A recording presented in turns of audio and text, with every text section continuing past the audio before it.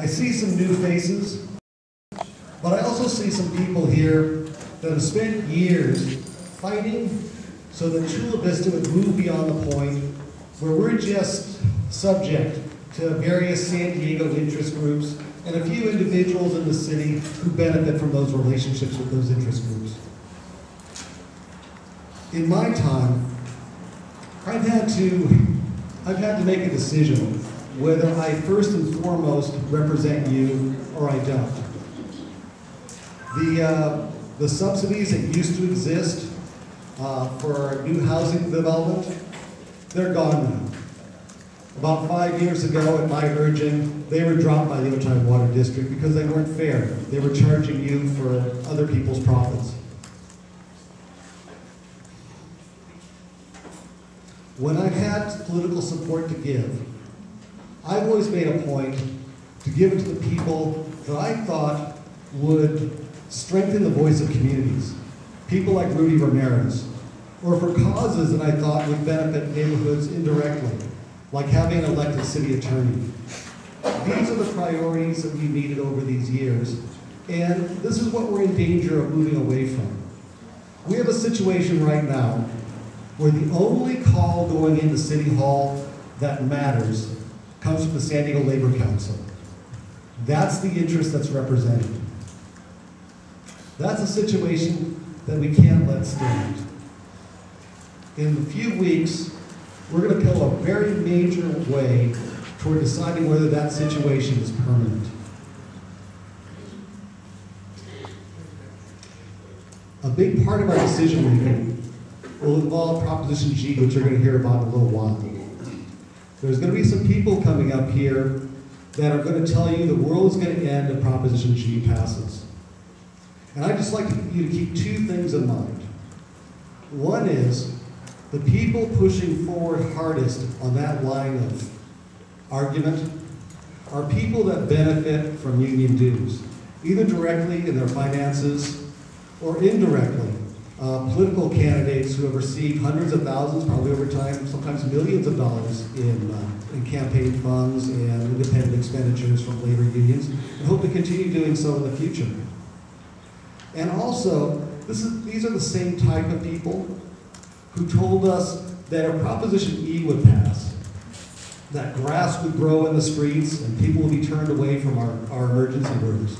Or that if we didn't consent to pass a 10% sales tax increase, that our parks would go wild and they'd be blocked off and surrounded by chain link fences. I haven't seen a whole lot of chain link fences around our parks.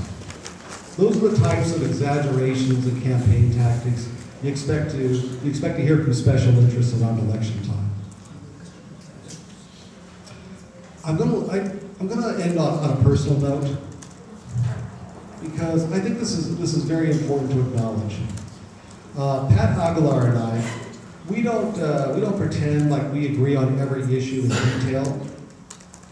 But one of the things I respect most about her is that she has taken tough public stands on difficult issues facing Chula Vista, and she has the battle scars to prove it.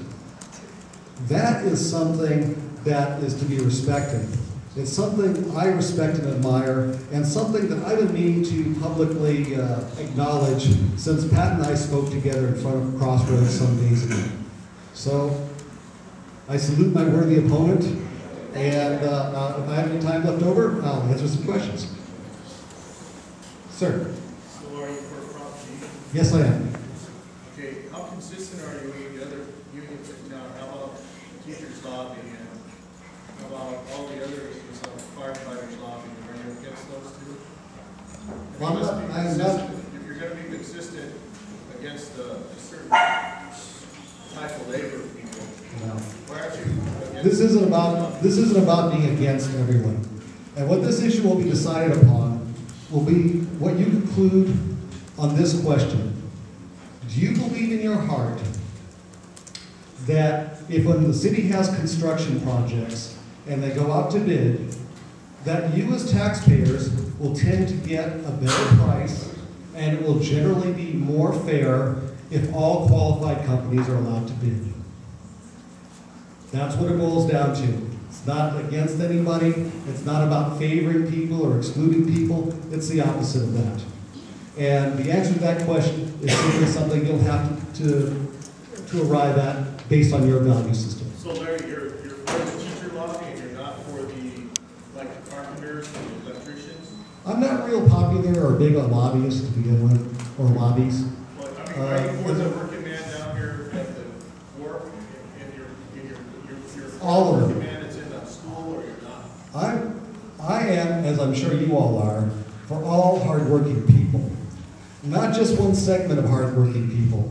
As I think that gentleman was alluding to, approximately 15% of the construction workers in Chula Vista are union. Wonderful people, don't want to deny them any opportunity, but no one group should be favored. We should be equally fair to all 100% in any profession. Amen. Ma'am. I have a question. We live in a mobile home park, and I'd like to know where you stand on rent control, because we currently have a rent control ordinance. That's a wonderful question. Mobile home parks are a very special case. Generally speaking, rent control doesn't work. But mobile home parks are sort of a misnomer. Mobile homes aren't really mobile. And within each park, you effectively have a monopoly. So when you have a monopoly situation, that's an appropriate place for regulation to make sure that people aren't taken advantage of. And we should always strive in all of our endeavors to make sure that things are as fair as humanly possible for, in this case, both the renters and the owners. Sir. On Proposition G, if it passes, what guarantees are there by the city that they're going to hire people that are here to work, that are here legally to work, so they can't underbid everybody else and just cut everybody else out of the market? That's an excellent question. And the experts might have a more sophisticated answer, but I'll give you the best one that I can provide. If we were talking about, really small projects with small companies, you might have a legitimate concern about illegal labor. But in the kind of situation we're talking about, where we're talking about, say, the university, the Bayfront, relatively big projects, you're talking about big, sophisticated companies with a lot of liability. Things have to be done right, and they can't afford to be having a bunch of illegal labor running around because everybody knows where to find them, and they're under a lot of scrutiny. So it's not a matter of being necessarily great people, but just out of practical self-interest, they have to be careful about that sort of thing. In your opinion, should the city be monitoring that as part of drawing up the contract? Guarantees people are legally working? Well, that's an interesting question because it's illegal, to my knowledge, to hire illegal labor. So, of course, anybody that does business anywhere is supposed to follow the law.